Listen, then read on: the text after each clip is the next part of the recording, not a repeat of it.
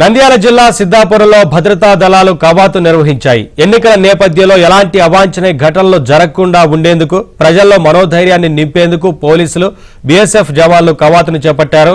ఎవరైనా చట్ట వ్యతిరేక కార్యకలాపాలకు పాల్పడితే కఠిన చర్యలు తీసుకుంటామని డీఎస్పీ శ్రీనివాసరావు హెచ్చరించారు. ఈ కవాతులో స్థానిక ఎస్ఐలు సిఐలు పాల్గొన్నారు.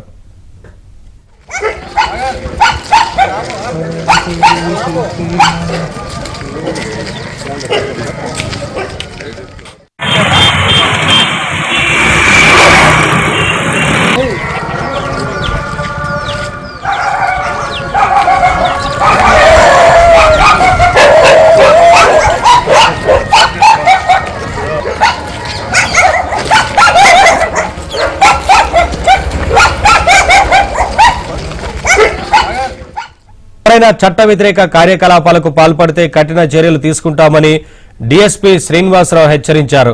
ఈ కవాతులో స్థానిక ఎస్ఐలు సిఐలు పాల్గొన్నారు.